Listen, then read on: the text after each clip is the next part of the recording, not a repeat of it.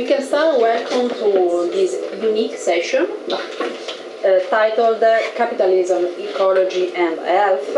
There is a little change in the order of the presentation because Ivana Matteucci has to take a bus at 1 o'clock. She asked us to present us first. Ivana Matteucci will present us Communication for Patient Liberation, the role of new media in the case of CCSVI in multiple sclerosis.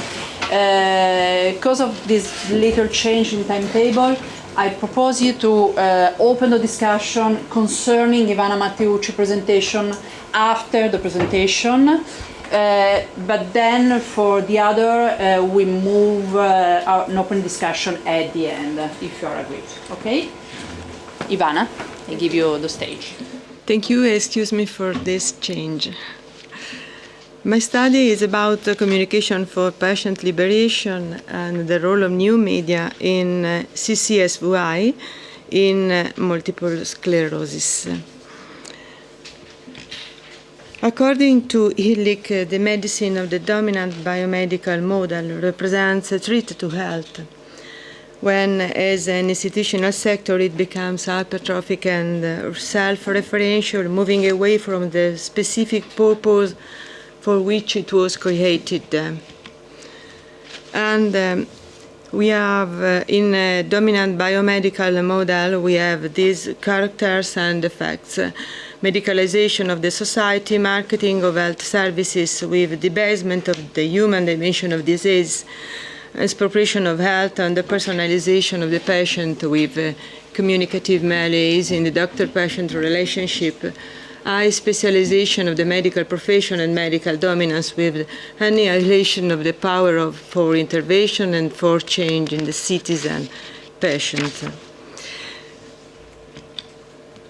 The narrative produced in the new devices of online communication can be a strong tool capable of generating awareness and critical sense in patients and social change in the field of health.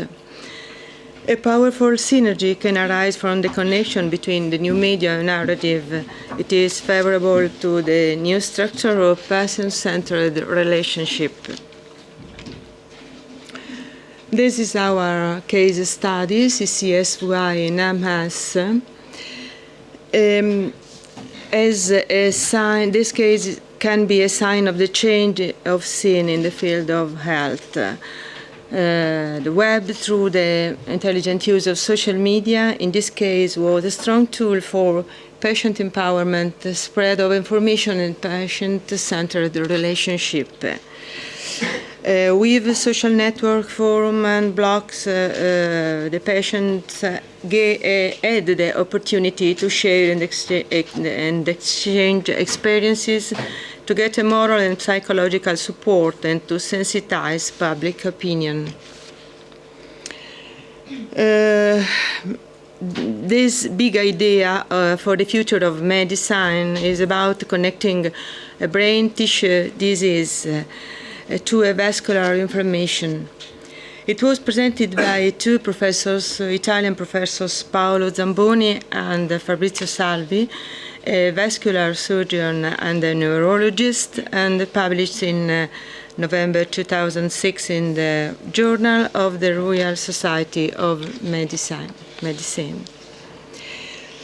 But after the publication of the big idea, there wasn't that mobilization in the opportune medical environments that this revolutionary change of perspective should have generated. The majority of MS studies have continued to investigate in a traditional, completely different direction, the traditional direction of mainly neurology. The liberation procedure. After this discovery, Professor Zamboni and Professor Salvi developed an intervention procedure.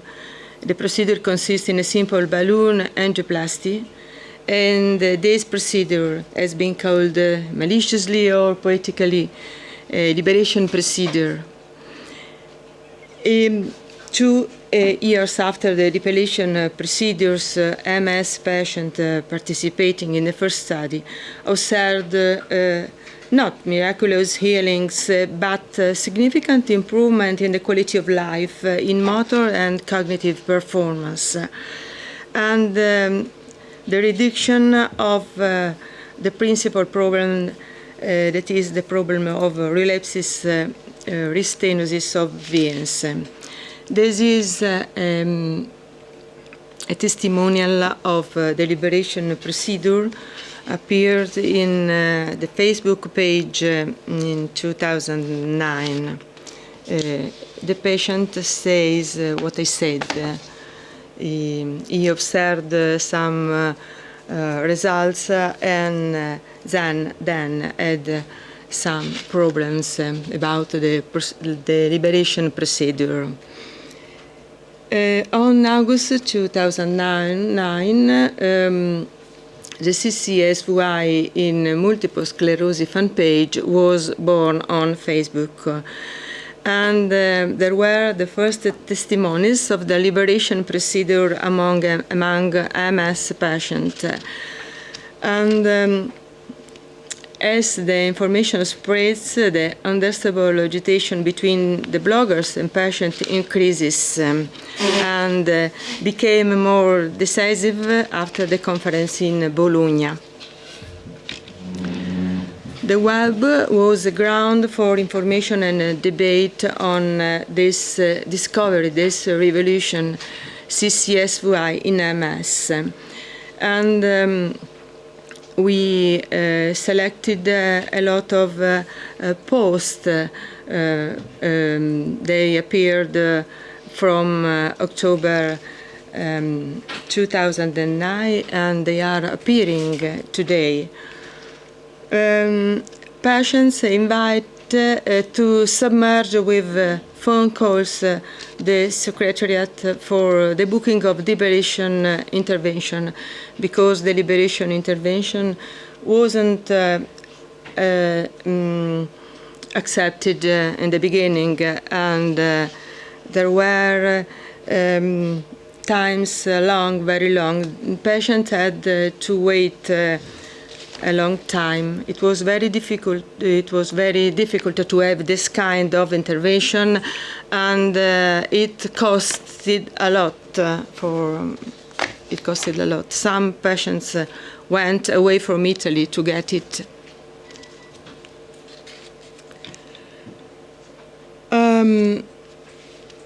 In this page, we have invitation to a correct information, invitation for mobilization of patients, and we have invitation to share.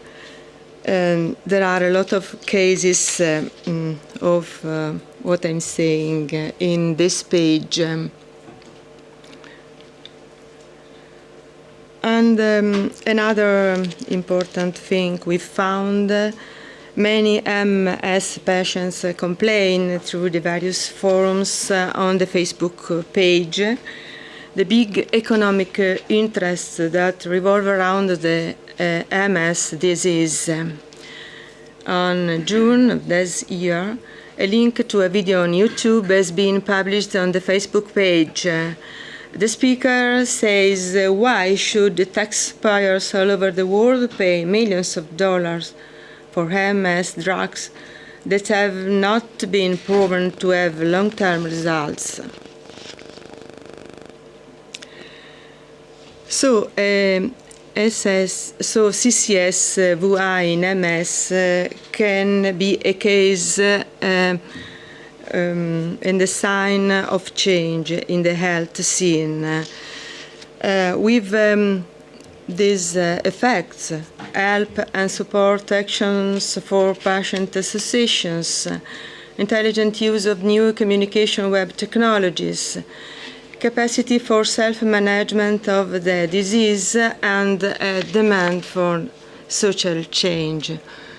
We made research and investigation using a questionnaire with closed answer, with the objective to consider the role of the web in promoting information on CCSVI in MS dissemination, stimulating the aggregation of patients, and concerting common actions.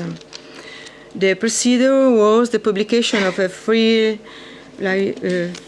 questionnaire on the Facebook page.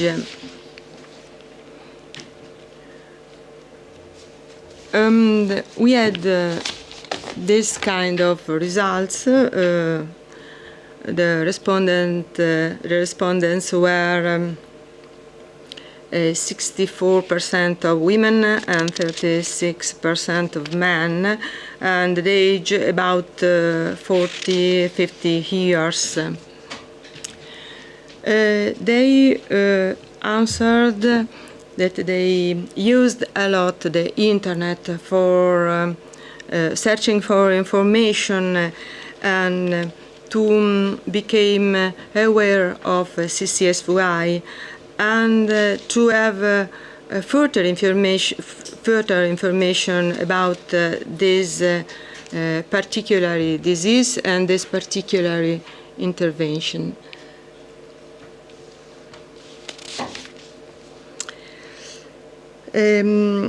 Regarding the level of satisfaction for the information appearing on traditional communication media, most respondents answer that TV, radio, newspapers provide information in a completely inadequate manner, insufficient for 35% and totally insufficient for 57%, while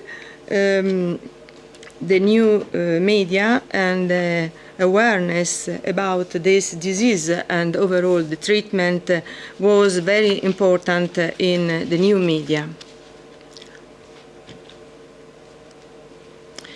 We asked them the reasons of their participation in forums, blog, and online discussions about CCSVI in MS. And the majority of respondents said that they had participated to look for information, but also to share information, to share experiences, to provide information and to search for support and to provide help.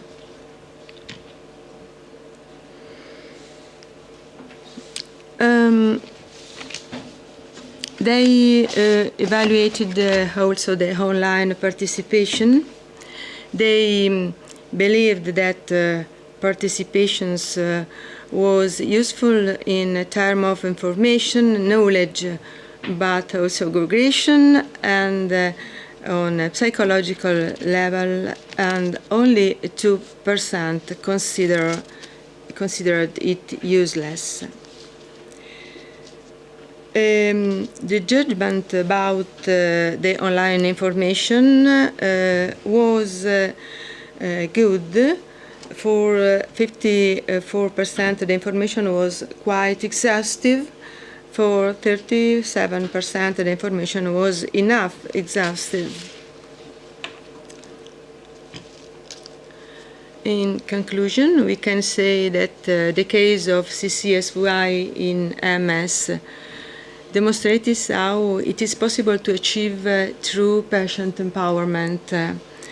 In fact, the patients have succeeded in creating a collaborative network between them, between association and the doctor themselves, which up to now has no precedent at least in Italy. The mobilization in social network, forums and blogs allowed the spread of the news and also gave them the opportunity to share and exchange information and experiences, and to have a moral and psychological support. They gained, through the network, more power in making their voices heard in the appropriate places being strong in the possibility of grouping and deciding together the action, the social action to be taken. And this case could open a road in Italy, supplanting the lack of information of traditional channels. Patients are asking strongly to decide and to participate in decisions and that concern them directly, and urging a change in the direction of a greater attention, sensitivity, and centrality of the patient. And that is the last slide that try to make our results to be seen by you. Thank you. That is all. As I said at the beginning, if there is some question for Ivana, it should be useful to do now. Good now. Oh, thank you, Ivana. That's interesting. I mean, as an MS patient myself, I find this interesting, and the issue of conveying information through the web is very significant, because in traditional media you cannot find information about neurological diseases, including MS. So the role of the web in conveying information is absolutely fantastic. But in initiating debate, it's a little bit debatable, this one.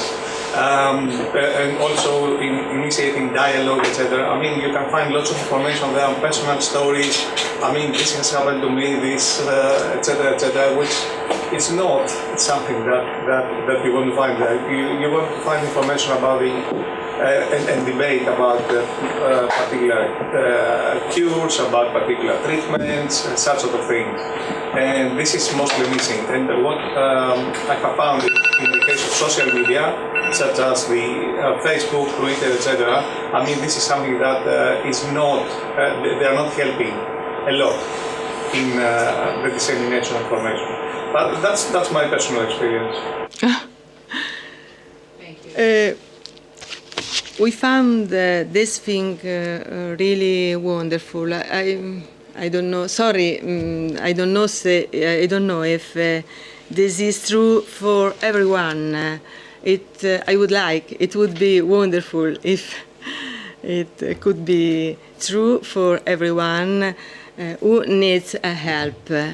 For the patients of our study, it was really important. It was important to get information, to discuss information, and overall to find a support, to find the occasion to speak to other patients, to the doctors. This isn't easy usually, and to make a group and to work together to make something change in society and into the medical dominant model. This is very important for us. There is a lot of passion into this study and participation. Other question?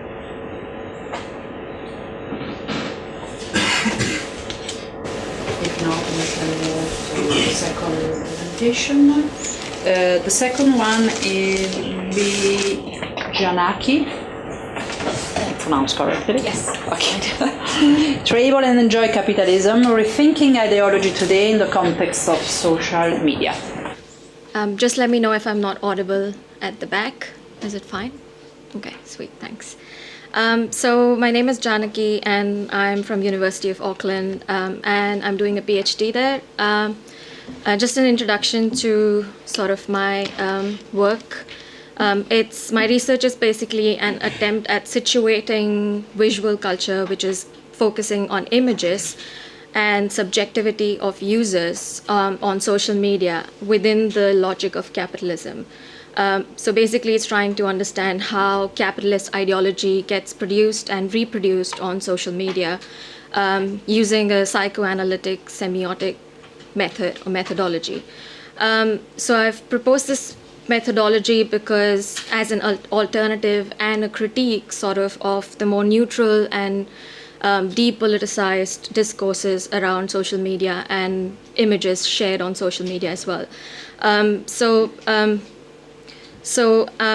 Yeah, there's a tendency of trying to isolate images that people share on social media according to their social context or their cultural context, or separating political context and economic context from each other. And what I'm trying to do is basically putting them all together using this methodology. The focus of this presentation is one of my chapters, which focuses on travel images and trying to understand the political economy of travel and tourism, and at the same time, how do subjects kind of reproduce that ideology within capitalism. Yeah, this was the first slide.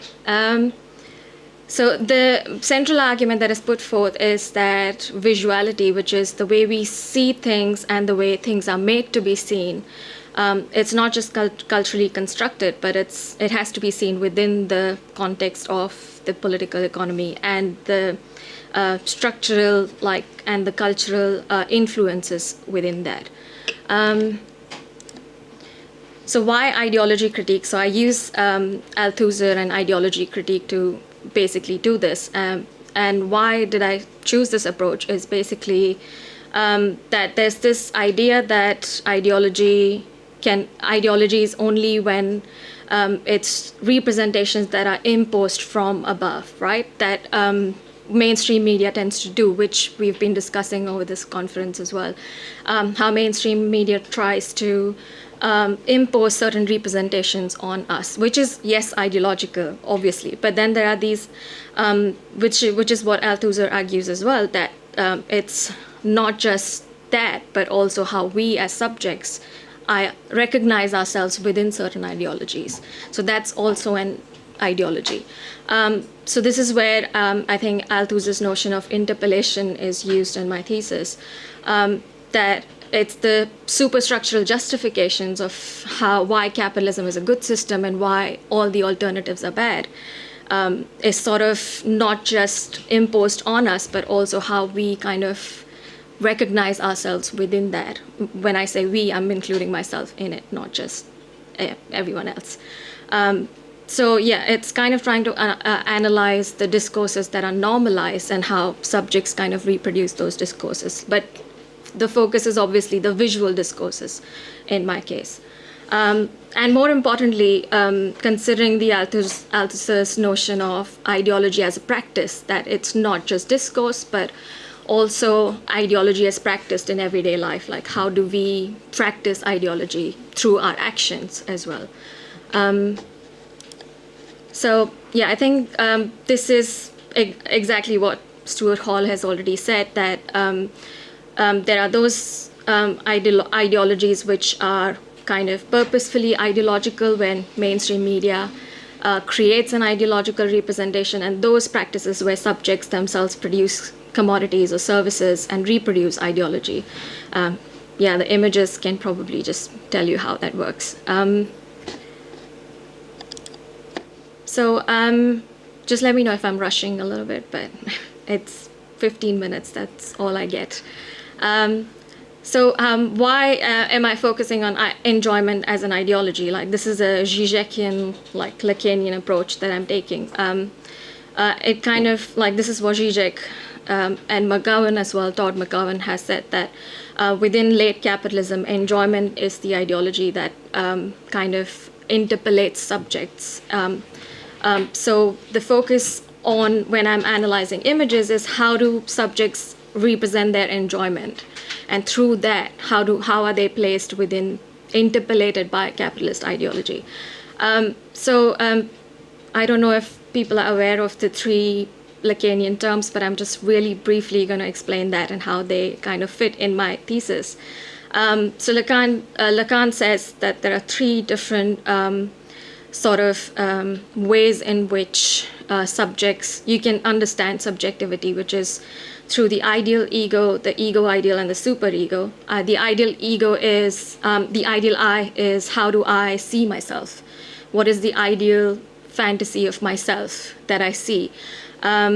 Which is, you can, if you think of images on social media, you can see how people portray themselves on social media, right? Like, how do they represent themselves in selfies and how they try to perfect their images. I'm saying not they, I do that as well. So we are all part of it.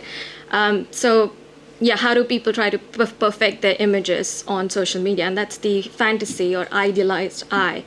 The ego ideal is the other whose gaze I'm trying to impress. That the other can be anything which is part of the symbolic order, which is your values, your norms, the culture that you grew up in, but also the other that I'm actually wanting to impress, right? So that's how you're, that's, if you think of social media, it's usually your newsfeed or people in your groups, people in your networks that you're trying to sort of impress the gaze of. And the superego is that agency which is contradictory because it demands you to give in to your desires, but at the same time makes you feel guilty for giving in to them. So academics can kind of understand this, because I think someone was saying that when they're traveling, they constantly feel that they shouldn't be traveling. When they go to travel some places, like there's an intense pressure of enjoying themselves. But it's really hard to enjoy yourself because you're feeling guilty at the same time for giving up work or something like that. I think someone mentioned it yesterday. So yeah, this is the superego agency for Lacan. It is important to understand that Althusser himself kind of was taking these concepts from Lacan's ideas as well, when he was saying that, when he was explaining interpolation, that systems of representations are composed of ideas, myths, and concepts, but also how men and women live their imaginary relations to the real existence, conditions of existence. So this is basically how, if to make it simpler, I think you can understand how fantasy of a better life kind of interpolates subjects constantly, even if we know that the material conditions don't allow us to do certain things, but there's always this fantasy of being able to do it. Or and this is basically how you can understand how superstructure kind of influences the way people get interpolated.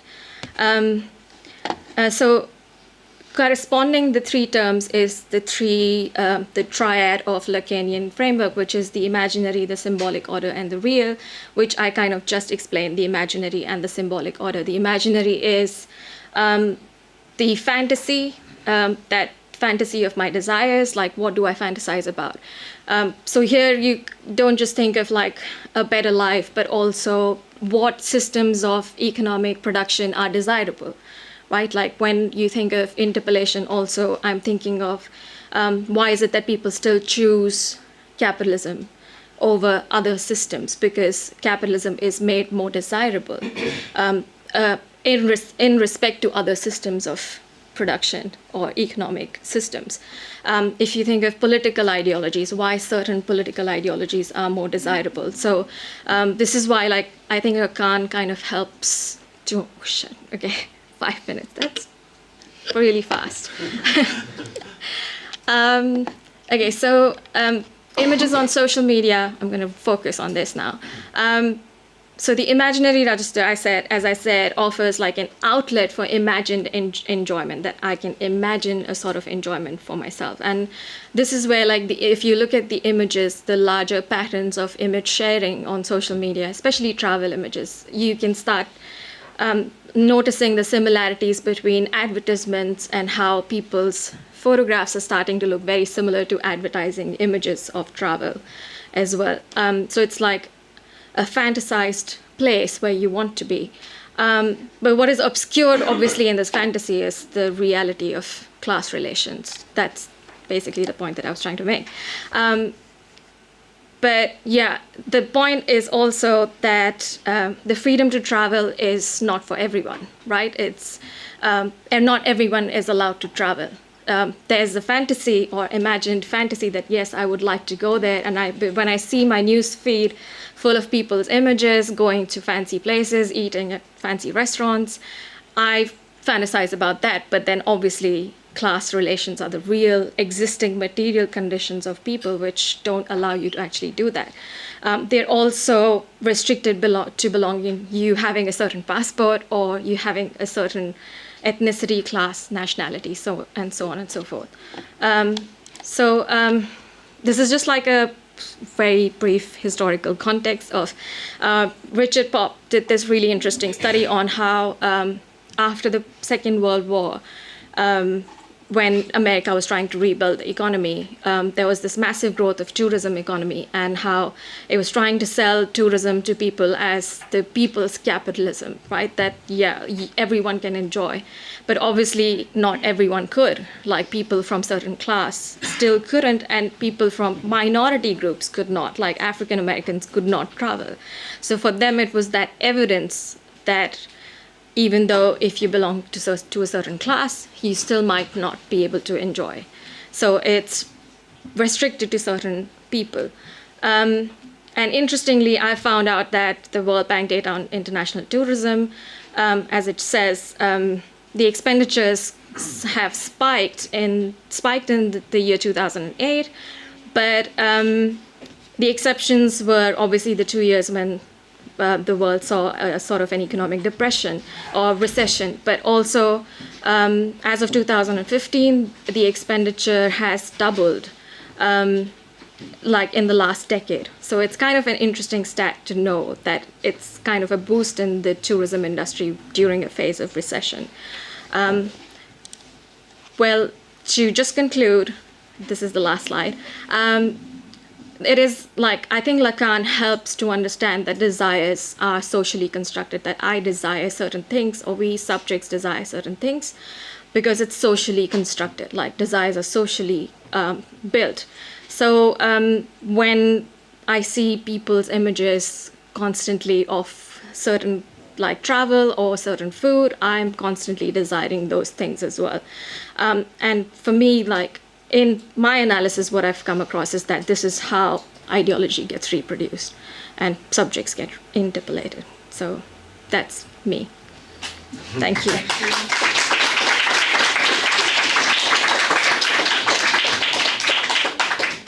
The next presentation made by Diana Jacobsson is titled "Let's Pretend It Isn't There," on the neglect of class conflicts in the consensus communication about sustainability visions.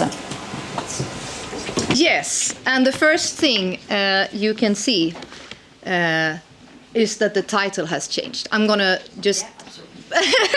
just going to briefly mention why, but first I can introduce myself. I'm Diana Jacobsson from Sweden, PhD senior lecturer in the University of Jönköping. And my previous research was about journalism more, but I would say this is exactly the same but a bit different. So it still focuses on questions of democracy, power and ideology, but now I've focused more in this study in the concept of sustainability. And the title from the beginning, this was, of course, as it is when you submit to a conference, a work in progress paper, which then turned into a text submitted as an article currently being reviewed. And nevertheless, both titles, I think, give substantial clues to the focus of the study. And this hasn't changed since I submitted my abstract to this conference. So my research interest then in general can be summarized as being about ideology, power and class. And today we focus more on the concept of sustainability and how this is made use of in a so-called citizen magazine in the municipality of Gothenburg in Sweden. The concept of sustainability and a striving for sustainable development have become more and more standard today in public and political discourse. And at the same time, unsustainability in terms of gaps between rich and poor is growing. And if we look at Sweden then as a specific case, since the 1990s, income inequality has risen more rapidly there than in any other OECD country. And in Gothenburg, the unsustainable development serves as one example of this unsustainability structure and the rhetoric of sustainability. So this is a critical discourse analysis that starts from this paradox and focuses on public information, which also has the explicit mission to communicate visions of sustainability to the citizens.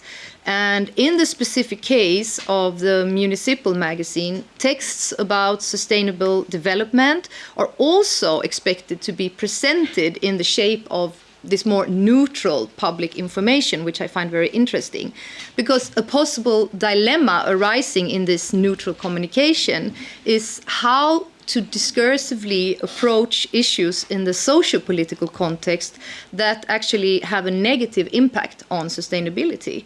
So therefore, the purpose of the study is to examine how sustainable development discourses are constructed in a context where unsustainability in terms of gaps between different social groups is steadily increasing. In Sweden, all 290 municipalities are since more than a decade been engaged and incorporated in a large national plan called the Citizen Dialogue Project. And this is a project said to aim to develop and strengthen democracy. The citizen municipal magazines are then seen as a very important part of this democracy project. And Gothenburg, just short something about the city, it's the second largest city in Sweden, and the magazine is called Our Gothenburg. It's distributed free of charge to every household in the municipality. And for this study, the empirical material consists of 8 issues, and that's the ones that were distributed during 2016 and 17 from each year. And each issue has exactly the same amount of, it's 24 pages, articles about different local actors, events, plans and projects, but then specifically emphasizing sustainable development. And communicators that are employed by the municipality and paid from tax revenues are the ones tasked with producing this magazine to communicate sustainability visions in the form of neutral information. So on the website of Our Gothenburg, it is stated that the goal of the city is to be, I quote, sustainable and open to the world. And the magazine wishes to emphasize developments within the climate-friendly city and make visible how the path to a socially sustainable society leaves its mark on everything that is being done. And the description of social sustainability as a guideline that informs everything, I find that interesting as it raises questions about how does this desire corresponds with the actual developments and the situation in the city. So the main question that I examined in this critical discourse analysis is how sustainability is understood in relation to class and capitalism, and what ideologies are expressed as neutral in the context of public information.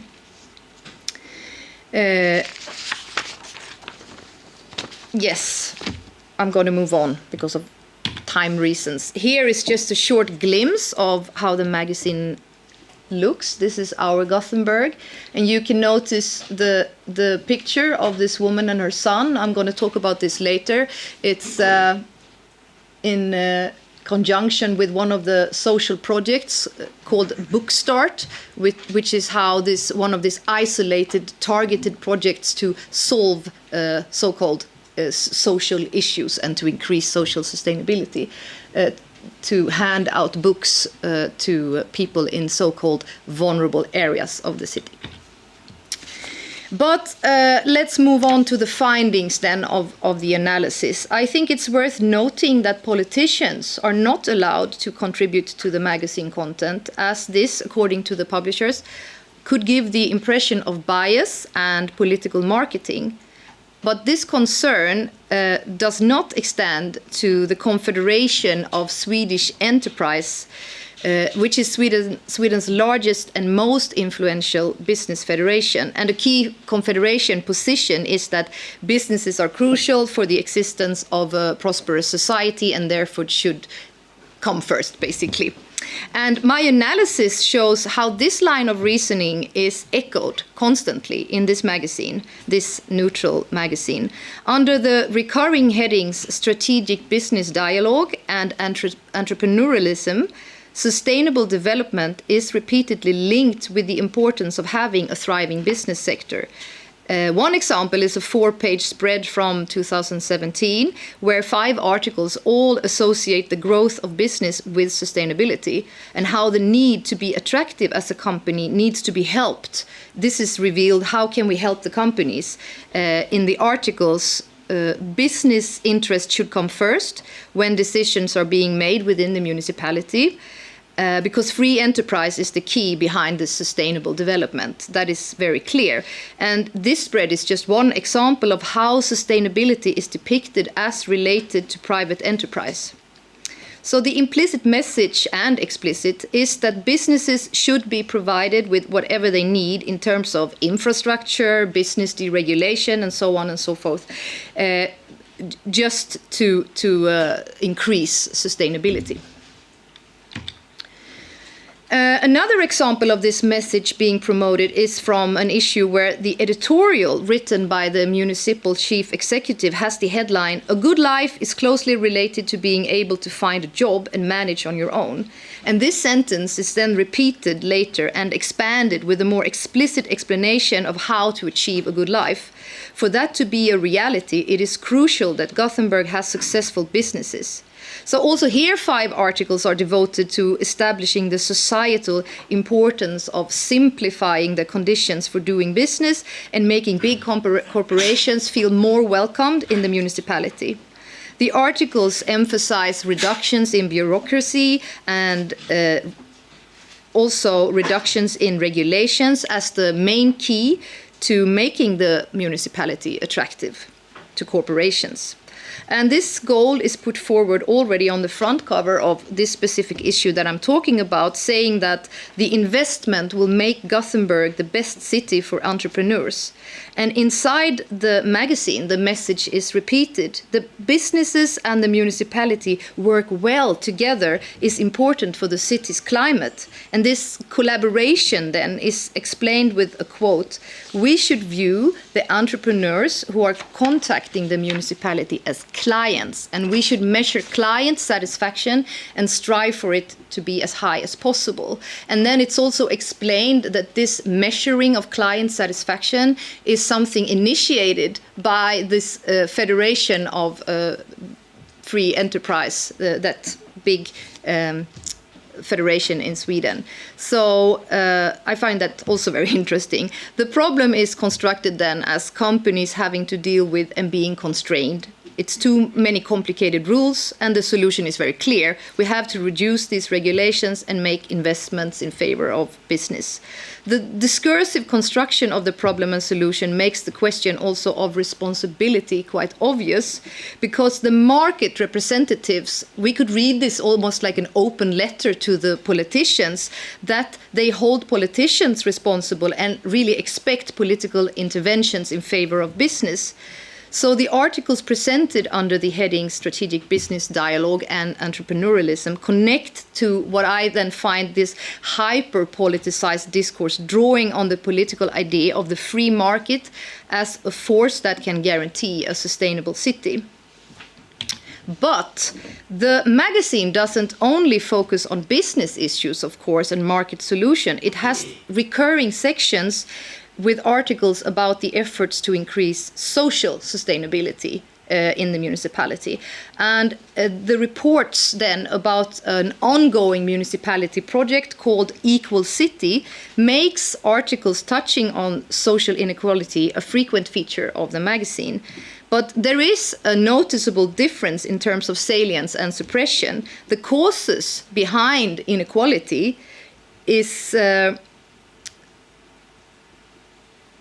they are very neglected. The articles about the strive for a more equal city, they start instead with presenting the solution, and they point to an understanding of different social problems as a natural condition that can be eased or cured by isolated, more targeted, small efforts. And one of the projects that I already mentioned that are highlighted aims to increase the reading of books, and they call this in the vulnerable areas. And this project is presented with the headline, Early Reading Will Create an Equal City. And then the text focuses on how librarians make home visit to families with a newborn child in these specific areas of the city. And Bookstart is a project with the goal of making children come in contact with books early, it's explained. The Ibrahim Mahmoud family is one of the families that have received a visit, and today books are a natural part of everyday life for little Adam. The text stresses the importance of books as a ticket to the world of knowledge, and is supported by quotes then also from the mother that we saw on the front page. He played a lot with toys before, but after Bookstart visited us, I have learned that it's good to start to turn pages in a book. So now I try to do that as often as possible. And I mentioned this article as an example of how social equality is shaped discursively in the magazine. It's stories about how projects are launched to increase reading. It can also be about how to prevent children and teenagers in the so-called vulnerable areas from missing school, how to provide a place to live for immigrants or homeless people. And they all follow the same structure. A trivialization of socio-economic problems. The focus is on solving some of the symptoms of these problems without mentioning or defining the underlying causes of the problems. So equality as a concept is used throughout all the issues that I've looked at in this magazine, but it's never explained or discussed in terms of systemic or structural factors. Under the same headline, Equal City, the results of the city's latest equality report, where they examine the real situation in the city, the increasing gaps between rich and poor, they are mentioned in the magazine very briefly in half a sentence. And then the text moves on right away, focusing on something more positive. Another clear conclusion in the new report is that these questions engage citizens more than was expected. We can observe a mobilization never before seen, where more people are involved and participating in reducing these differences than we ever thought possible. This shows that there is a huge amount of dedication and commitment to these questions. I mean, what is referred to here when saying that citizens are actively working to reduce inequality? I think that remains a rather open question. Their dedication strengthens the positive connotations, of course, in the text, but the text doesn't explain in what way this commitment can be channeled. Is it about charity work rather than political engagement? Compared to the hyper-political discourses about the role and the rights of private enterprises in society, the articles about social equality construct what can be labeled banal and privatized politics. While the causes of problems connected to running businesses are made visible, it's too much bureaucracy, it's too much regulations, there is a lack of political will, the investment measures are insufficient, we really have to take this on, it's very specific. Social problems connected to an equal distribution of resources, for example, and to differences in living conditions, are then presented in terms of solutions where capitalism is completely invisible and class is not mentioned at all. And this means that separate, shallow solutions to symptoms of the capitalist system and class society are being put forward as a way of working for this, as they introduce it, that everything puts its mark on everything that is being done to increase social sustainability. So, just to conclude, last slide, my analysis provides examples of how mainstream common sense discourses are constantly constructed in accordance with the system of neoliberal capitalism, discourses that reproduce and promote a neoliberal understanding of society.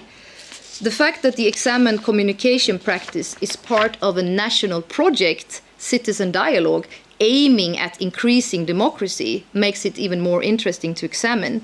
And in my opinion, the ease with which core principles of market capitalism are put forward in the form of public information, neutral public information, shouldn't pass unnoticed.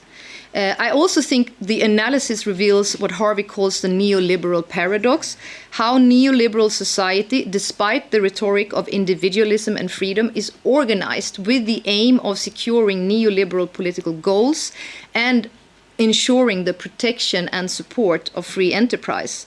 It further reveals how a communication practice supposedly in the service of supplying information to the public constructs this seemingly harmless discourses about social sustainability that actually bear the most typical features of neoliberalism, the emphasis on the individual framing of what otherwise could be seen as social and political questions. So, in short, very short, the analysis exposes opposing discourses. We have the more problem-oriented, hyper-politicized market discourse, and then we have the depoliticized, trivial discourse about social issues, which focuses merely on solutions.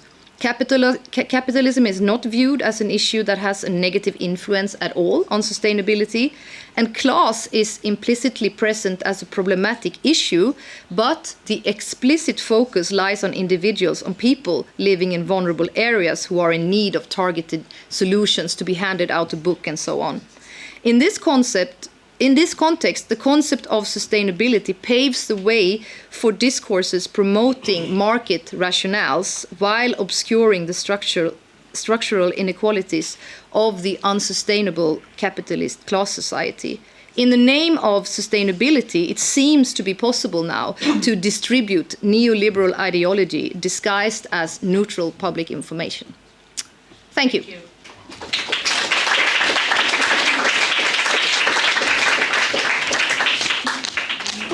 I think you have meetings, so if you want to join Diana, we can start the discussion.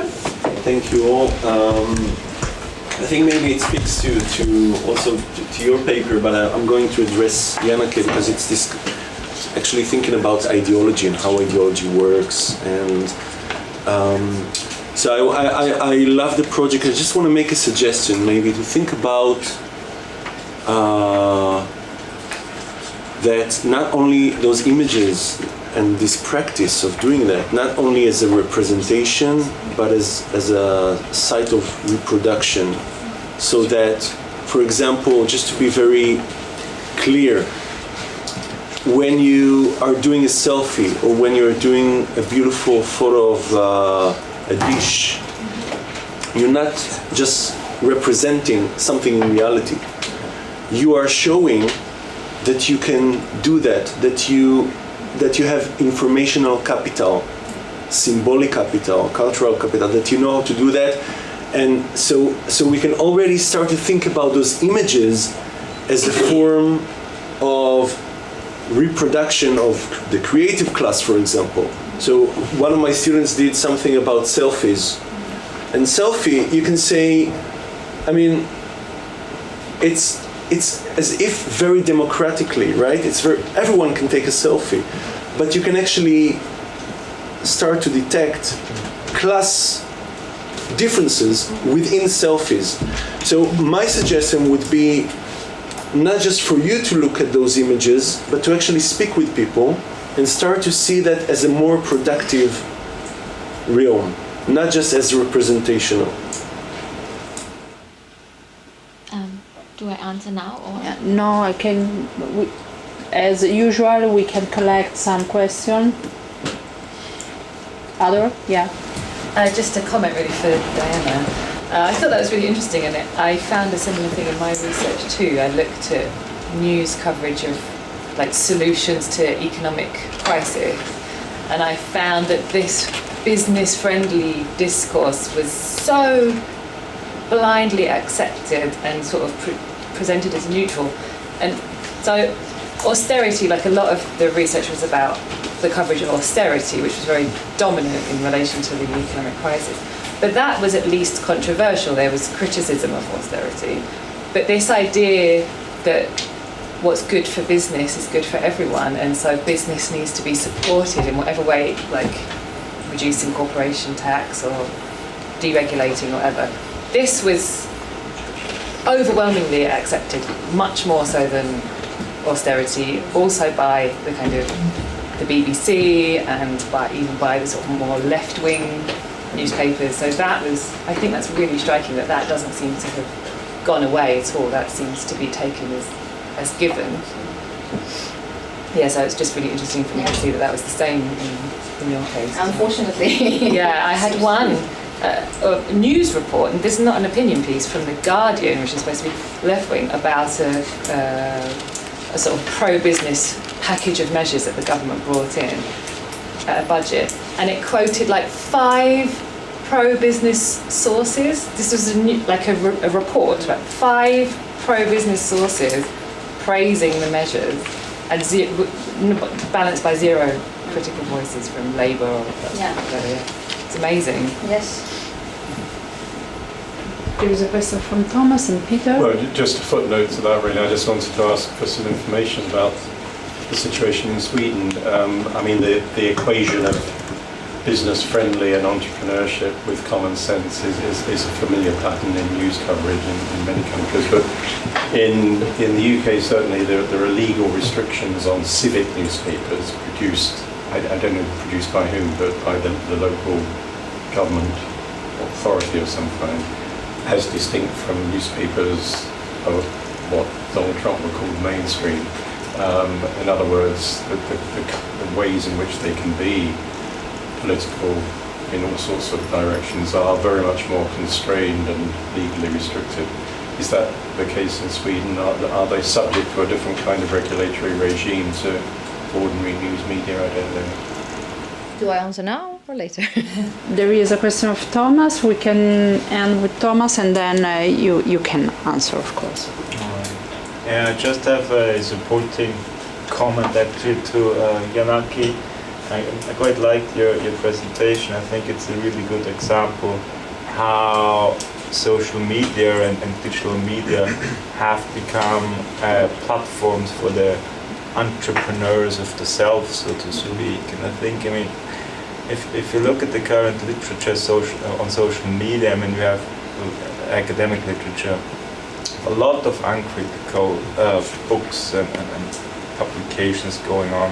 At the same time, and if you look at the political economy approach of digital media, they are discussing those kind of issues. And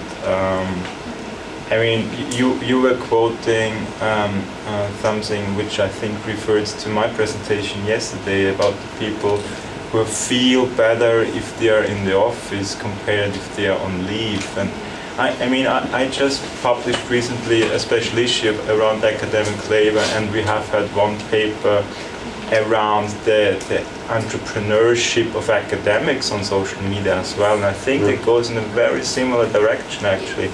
How academics, how we actually present ourselves on social media, how we are considered by others, and what's the super ego here as well. So I think that's what you just presented is a very good example of the entrepreneurship of the self. Yeah. Okay, there are others, but I propose you just to give the stage for the answers. And then we do a second round table.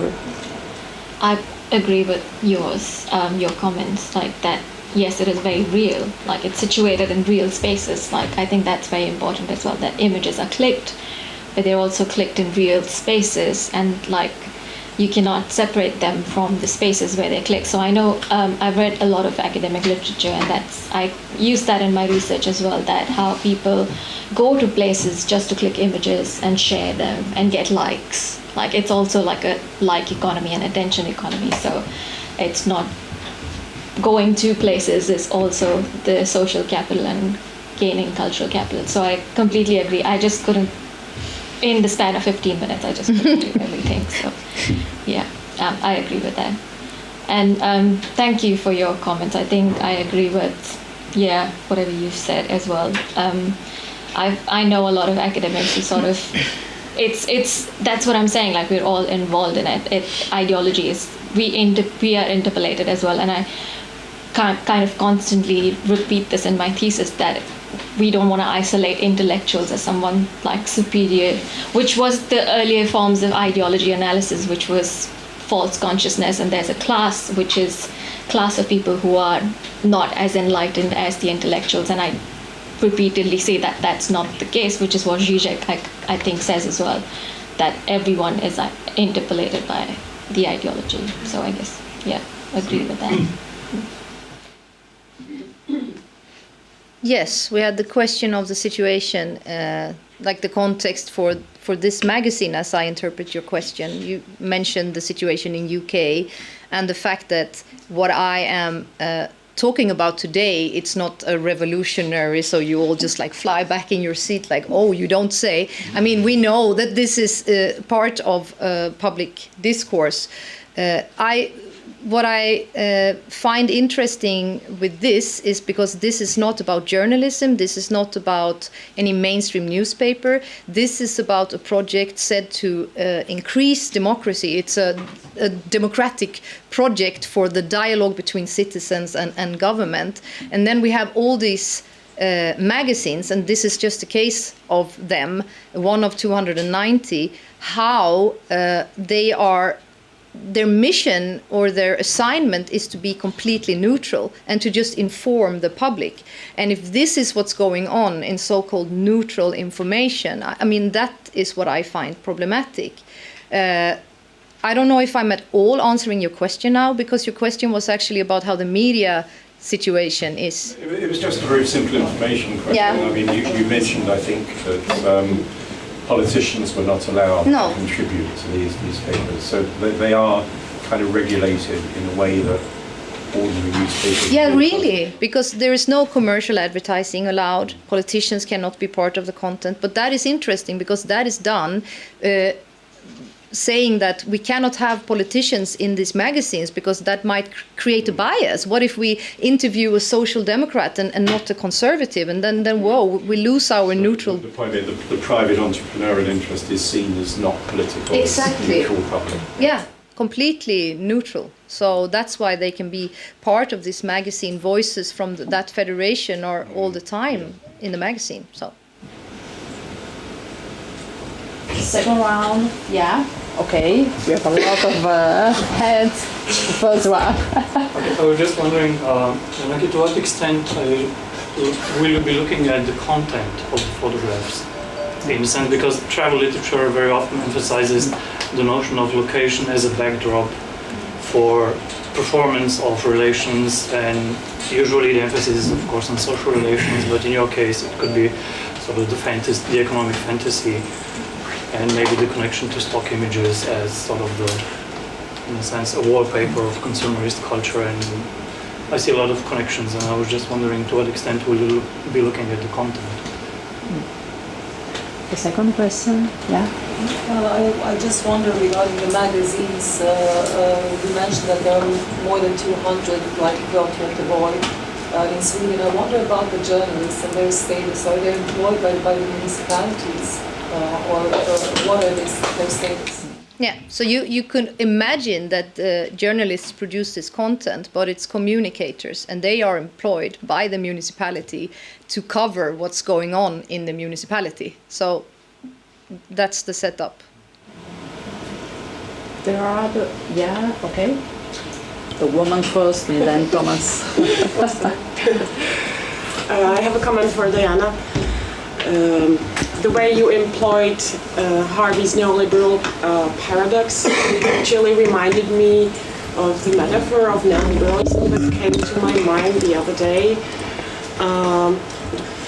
occurred to me that neoliberalism could be compared to a donut, a lot of dough with a hole in the middle. But of course, the hole in the middle representing the missing state, but actually this is mutually constitutive in a way. And the whole is present by its absence. And I think there is a match between this kind of metaphor and what you found out, that the state is actually needed in these neoliberal accounts as a subject which is required it's needed to do our demise. So I was just wondering if this somehow is in line with the way you understand it, neoliberalism as a donut with the dough in the middle and the whole. I never specifically thought about it as a donut, but I completely understand what you're saying, and I agree with that it is this paradox, of course, that a lot of people have started to acknowledge, that the state is really supposed to be there, strong still, but to work only for the good of business, and then to be to not be there for the like the social sphere. So that is the most striking with this analysis, that it's all the time demanding something from politicians and taking this magazine as a megaphone to kind of voice that opinion, and that is normalized. And why, I mean, I'm always angry, but why I'm extra angry now is because tomorrow there's an election in Sweden, and I just think, okay, it's not that everyone sit at their kitchen table and read this like municipality magazine, of course, and are hugely affected, but this is one voice in the public discourse.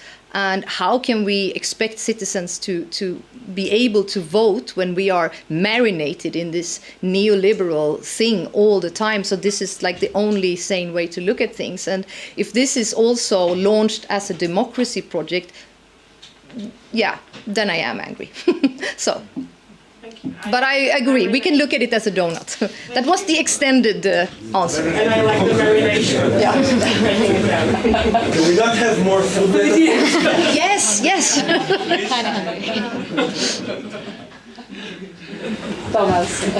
Yeah, I just wanted to make one further comment to Janaki, what I just said before, because and I think you got it quite right actually in terms of ideology. It's nothing isolated just somewhere. It's really linked and connected to practice, and it's linked to labor conditions. And maybe to make the case with your example is more difficult, but going back what I said before about the academics' working conditions, of course, it's not, I think, you were just saying you hate it, I get angry sometimes as well, if we have an individualized discussion and to blame individuals why they post something on Facebook or so.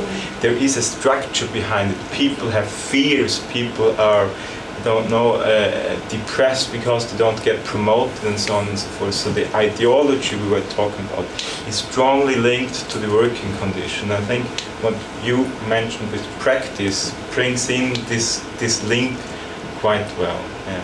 And the second thing I just want to mention to Diana is actually because I kind of felt, well, you could I'm originally from Austria, and I think you could get quite a lot of examples of magazines and journals in Austria which get in a very, very same or similar direction. And I think for me, at least, that as I did read your presentation, your paper is kind of how parts of the green movement have become liberal or even neoliberal. And I think that can be applied to many countries actually. And I mean, for example, Nancy Fraser has just published last year a very good chapter which I can recommend, how the liberal project is partly in the base of getting Trump elected. Yeah, and because the liberal movement is not dealing with the big issues anymore, it's not dealing with the current problems the working class does have, and I think that's a very good example.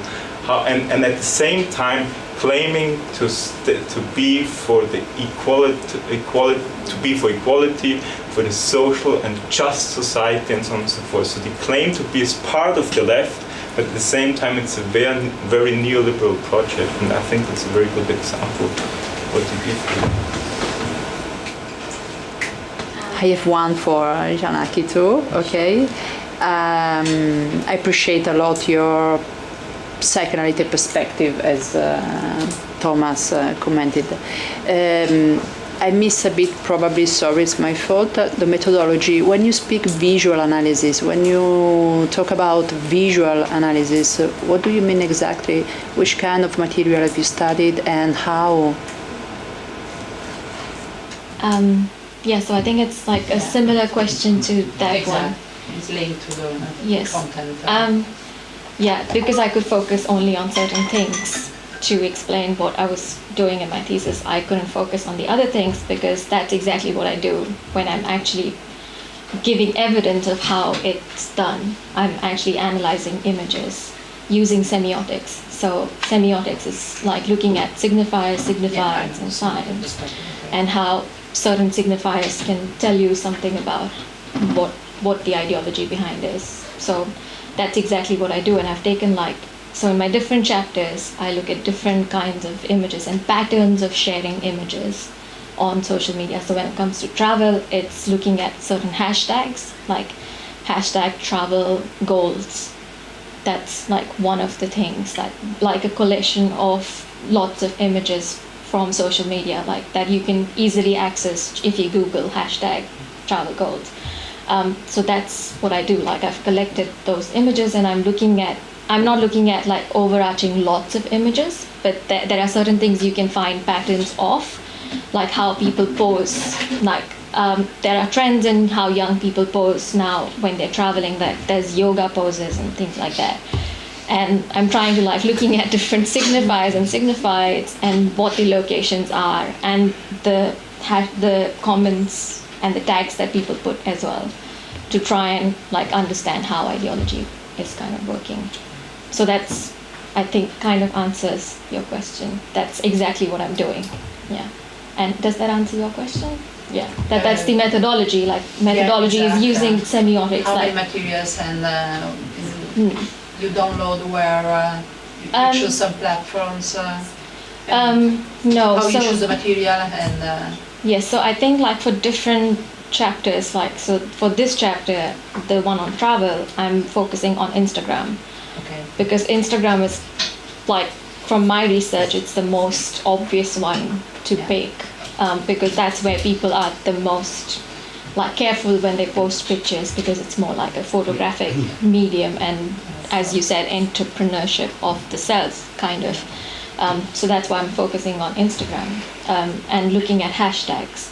But then I've picked within each hashtag, I'm picking just one or two images and going into an in-depth analysis of those images, using semiotics.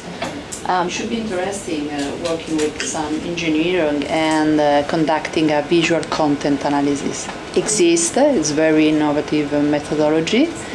But should be the next step to. I've looked into cultural analytics. There's a few. It's an automated, exactly like a content analysis for the text. Exists the visual content analysis. Exact. I think it's a kind of automated, and you can work and analyze lots of items, of course. Yes. There's a few projects that have been done. I've seen those. Yeah. The problem that I found with those is it's really good to collect large amounts of data, when you need to see patterns in what people share. But for me, I wanted to focus on how you can actually get ideology from specific forms of images, which is why I felt in-depth analysis would be more relevant, I guess, which is why I chose this. That's me. There is other comments or? If all of us are hungry, okay, we can take more time for the lunch and a bit less for the presenters. Okay, thank you very much. Thank you.